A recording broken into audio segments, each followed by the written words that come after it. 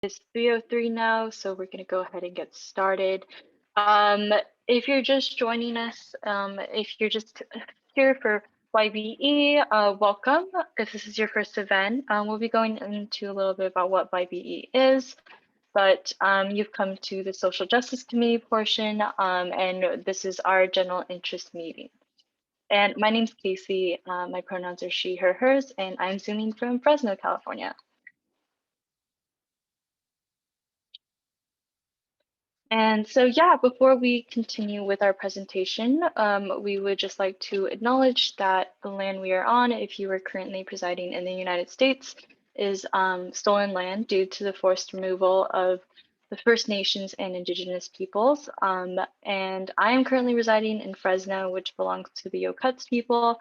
I think it's very important that we do understand this history and what has brought us to occupy this land.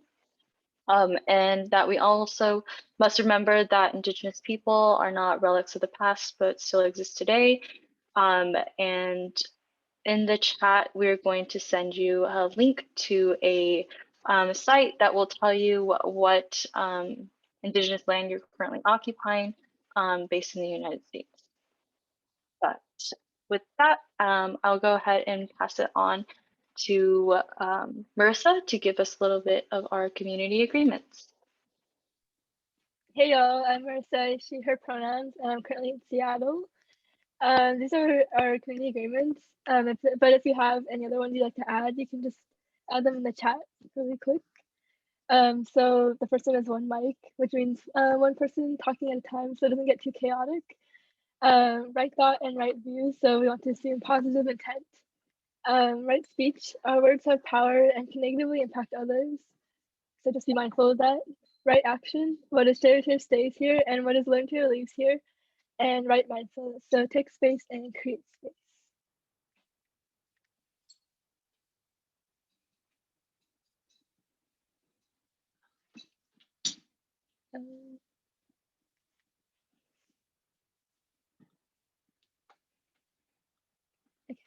If there aren't any, you can go on to the next slide. So this is a rough addendum for today.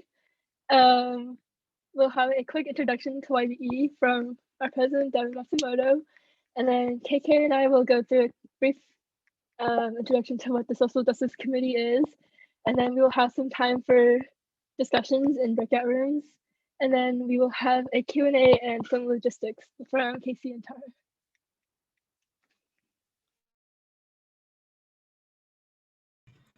Awesome. Thank you, Marissa. Hey, everyone. My name is Devin. I use he, him pronouns. This is going to be my second time doing this presentation today, so I'm well practiced. And hopefully I can make it very short for y'all, because I know that you are mainly here for the Social Justice Committee. But we felt it'd be nice to give y'all a little history on YBE as a whole. So, we're part of the Social Justice Committee, but we're also part of the Young Buddhist Editorial. The Young Buddhist Editorial started a year and 1 month ago, 2 months ago, actually, back in January of last year, 2020, on MLK weekend, when a group of young adults got together to start this organization. But this organization was a lot in the making, right? So in 2016, my old roommate, Trevor Yokoyama, and I were having a conversation, those typical dorm room conversations about, we both grew up in the temples. We grew up in BCA. We went on Ubixi. We were in YAC. We were in a bunch of different organizations related to the Buddhist Churches of America. And when we left for college, we saw that, young people our age were being super disconnected from the temples in different ways. We were also engaging with the temple in different ways. So maybe we're only showing up for fundraisers. Maybe we're only showing up for special services, which is also totally fine. But we wanted to make sure people were able to stay connected to the Dharma. And then the second thing that we noticed was that, there was an underrepresentation and misrepresentation of Asian American Buddhists in the media, in higher education, in news outlets, and just a bunch of different avenues. So we wanted to make sure we created a space, so we told our own stories as opposed to having our stories told for us. Fast forward to January of 2020, when we all came together, a group of 10, I believe, of us came together to coincidentally start this organization. We had no intention of starting it on that day, but it was just an idea that, came out, and we're like, okay, let's do it. So same founding principles, but also a lot of us are in this formative stage of understanding our own cultural identity, our own racialized identity here in the United States. So with that, we formed our vision. I'm not going to read through it, but our vision was our mission was formed. Sorry. Um, to really create a space for young adults, young Asian American Buddhists, young Buddhists of other marginalized identities to come together in this space, to interact with each other, stay connected, share their experiences with the Dharma, with being involved in a temple. And then through that, we created our vision to accomplish this, our mission, and really take on this community role that we see ourselves in. And then again, in this past year, we have grown so much more than we have ever expected. Um, our content has probably reached more than, this is a high estimate, so don't quote me on this, but I think adding up all of it is like 10,000 people. But that there's going to be some sort of overlap because different people are viewing the same things. But total, I'm going to say 10,000 because I'm generous. But yeah, so that is a brief history. And then we're also a pending nonprofit organization. We submitted our filings with the state back in October and November. We recently were granted candidate affiliate status with the BCA, Buddhist Churches of America, actually last weekend when the National Council officially approved our candidate affiliate status. We have three main components to our organization. We have the editorial board, which many of the members here are on.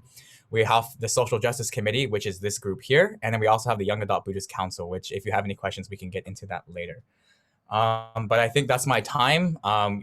Obviously, we will have space for questions later, but I'm going to hand it back to Marissa or Allison. Sorry. Yeah, thanks, Devin. So yeah, so now we're just gonna get a little bit into what the Social Justice Committee is and a little bit about our background. So the Social Justice Committee was created last year in response to the murder of George Floyd and also the resurgence of the Black Lives Matter movement last summer, and also the rise of anti-Asian hate crimes due to the COVID-19 pandemic. And we wanted to provide our community with a way to navigate their feelings and thoughts, as well as a place to learn from each other and also to hold each other accountable. So some things we've done, we have held a total of 5 workshops, all taking place last year. We had a series of Black Lives Matter workshops. In total, there were 4 of them. And they were pretty well received by the community, I would say. We had different facilitators for each workshop, and we got a lot of people to come. And then we also held a workshop about voting right before the elections, which was very informative, and all of them are available on our YouTube channel except for our first Black Lives Matter workshop, which we forgot to record. But the rest of them are available on our YouTube channel if you want to check them out, just like today's meeting will be. And we also have made some infographics from, on our Instagram. If you want to check them out, we have a voter shaming one. And then we also have an infographic about the Day of Remembrance. And we also released a statement on Black Lives Matter last year. And the next slide, we can talk a little bit about the book club. So this is an initiative by Allison, Emily, and myself. And Allison brought it up to us last year. And we thought it was a great idea to create an alternative to self-education during our workshop series. So we have read books such as So You Want to Talk About Race, The New Jim Crow, and we're currently reading Radical Dharma. And then KK also graciously agreed to be a facilitator for us. And our books have a social justice theme to them, and all of them have been voted on by participants, like our next book clubs. And this book that we're currently reading, Radical Dharma, is the most Buddhist oriented, but we always make sure to connect Buddhism to our discussions. And we also have 2 different kinds. We have the Young Adult Book Club, which is, we don't have like an age cutoff or anything for any of them, but it's like, tends to be for like high school, college students, young adults. And then we also have the book club for optimistic people, which we have like a couple younger people in them too, but also like for like our parents' age. And yeah, you can always join. People are joining us in like our last session. So if you want to check it out, it's on the YBE events page. And next book club we're planning for maybe this summer, and we're going to be reading Be the Refuge.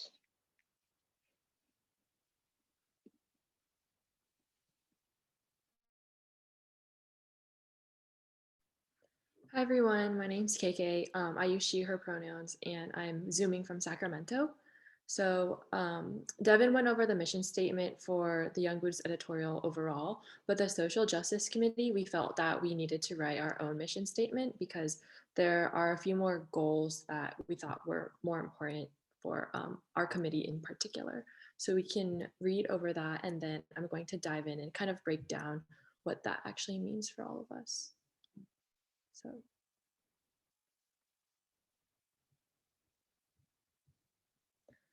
So to support the Jodo Shinshu and greater community in learning and growing together in the current context of social justice movements and injustices that people face.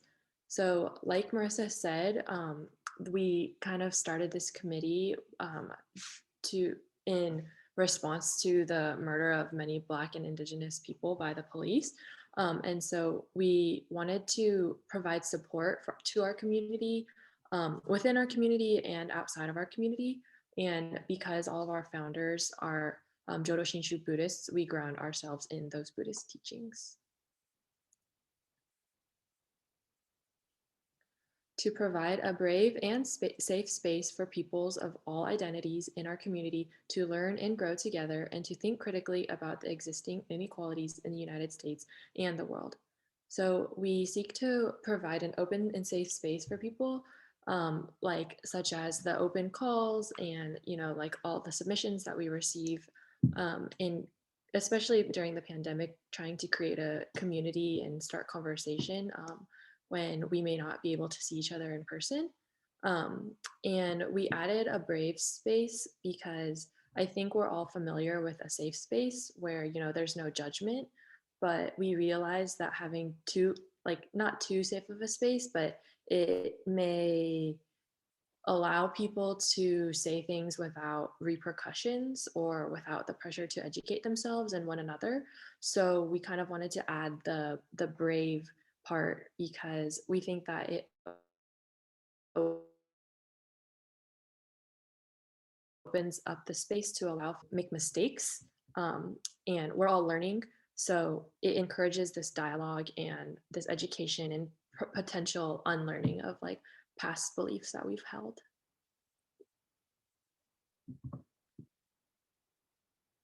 And lastly, we are a diverse community with many intersecting identities that make us who we are as individuals and who we are as a community.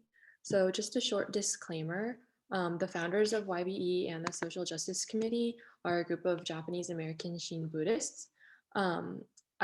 While we are quite diverse within our community, we did want to kind of make this disclaimer because we want to reach all Asian Americans and perhaps farther than that, but because all of our experiences are kind of rooted in the Japanese American community, it definitely impacts like our conversations. And the greater Buddhist community is quite diverse, right? It's not just Japanese Americans. And we are looking to diversify our community. So while we are diverse in our experiences and our intersecting identities, we are hoping to grow and reflect the diversity of Asian Americans from South, Southeast, Central, and East Asian backgrounds, as well as those of various mixed race Asian, queer, socioeconomic identities, of course, without tokenizing and marginalizing them. So we hope maybe today a lot of you new members can help us bring new identity and new voices to our committee.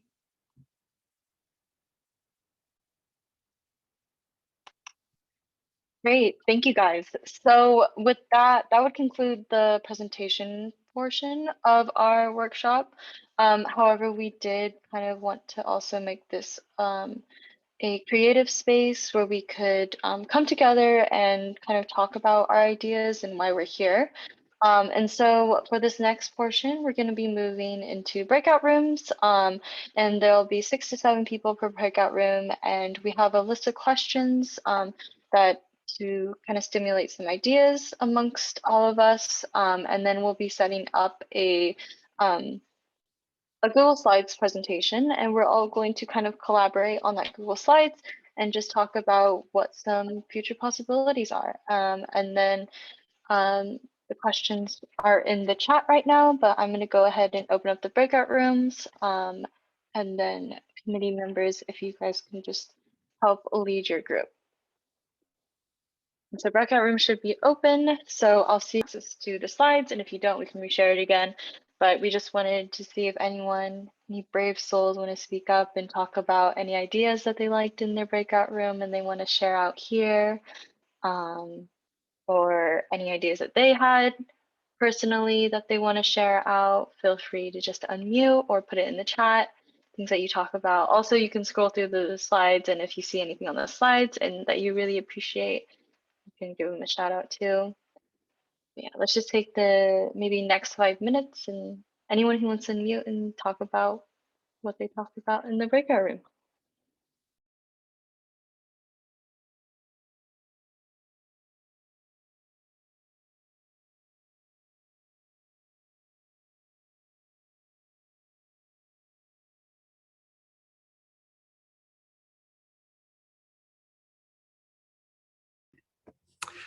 I'll speak on behalf of Breakout Room 1, if I may.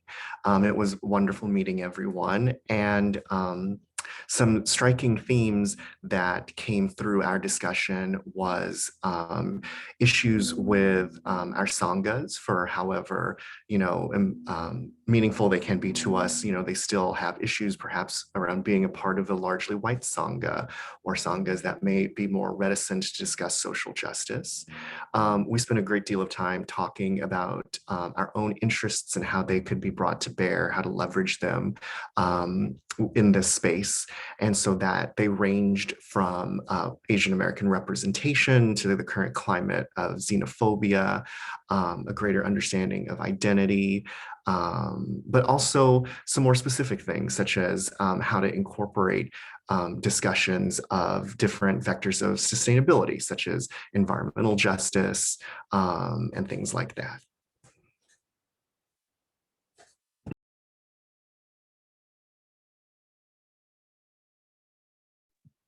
Cool. I'll speak for group 2. So we basically kind of talked about how we want to learn how to, how social justice is rooted in education and how we can create curriculum to be taught in Dharma schools. We talked about some of the protesting and like vandalism of Higashi Temple and how we can we talked a lot about how we could educate our parents' generation or start a conversation with our parents' generation about social justice. And then we also mentioned, there was a quick mention of mental health awareness. So not only is social justice rooted in race and ethnicity, things like that, but it's also rooted in mental health and other, I'm not quite sure what they're called, but like other parts of who a person can be.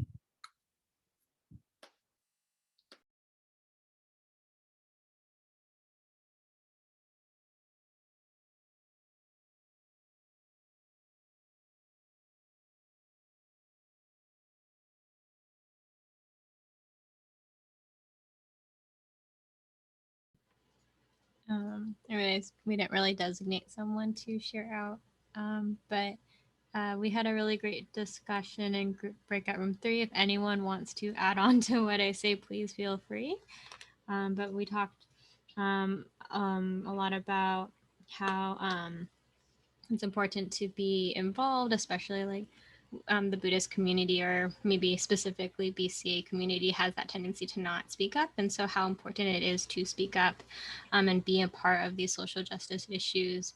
And also kind of, we talked a lot about having this platform, this space where we can both speak up about different issues and also meet. And I think there was some appreciation for having this space, especially for younger people. We also talked about things, other issues to address LGBTQ issues. While, you know, we are getting better, there is room to grow. Also around anti-Asian crime that's been going up. Also around kind of things outside of the United States, such as in China,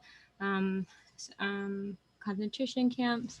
And then also one big point was around intersectionality and really seeing how the many different identities a person can have will result in like different experiences of oppression, and those can like add up on to each other, and also recognizing the oppression by government.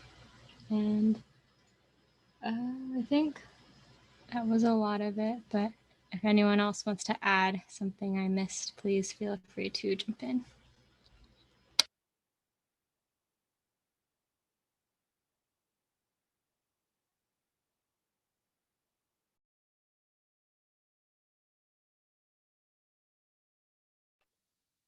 Awesome. Thank you everyone for sharing out. This sound like a lot of great and very inspirational ideas that I think we can all ground our experience in and hopefully move forward with in the next year. Let's see, Devin, do you mind resharing really quickly?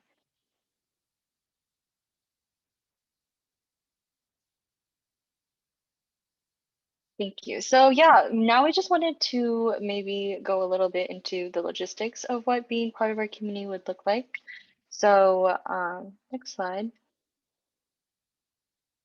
Yeah, so time commitment is very loose, but usually we meet about once a month as a whole group.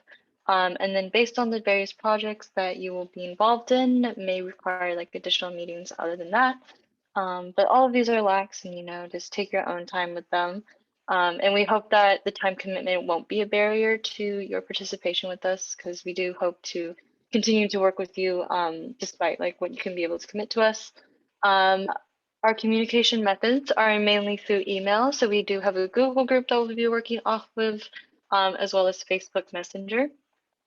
And then for reference, we just have this Google form that if you guys could please fill out, or just send it to the chat as well.